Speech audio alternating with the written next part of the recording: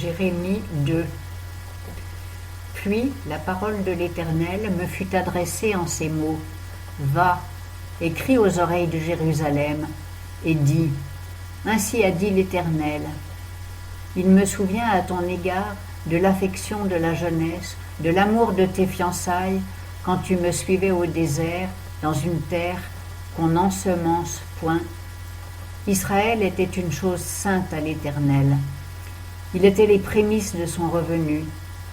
Tous ceux qui le dévoraient étaient coupables. Il leur en arrivait du mal, dit l'Éternel. Écoutez les paroles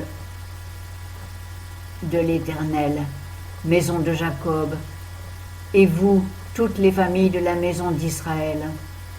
Ainsi a dit l'Éternel, quelle injustice vos pères ont-ils trouvé en moi, qu'ils se soient éloignés de moi pour marcher après la vanité et devenir vains.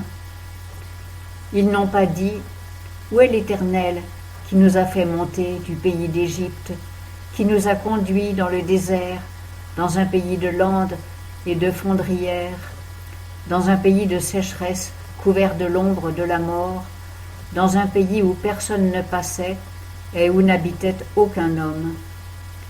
Et je vous ai fait entrer dans un pays de vergers pour que vous en mangiez les fruits et les biens.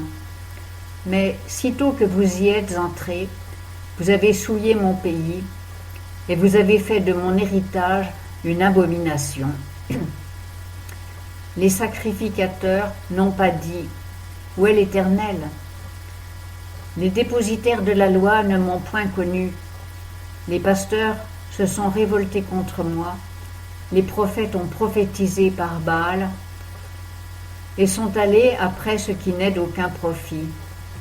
C'est pourquoi je conteste encore avec vous, dit l'Éternel, et je contesterai avec les enfants de vos enfants.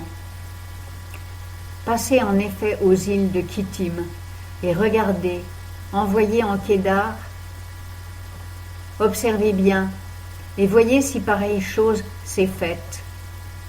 Y a-t-il une nation qui ait changé ses dieux?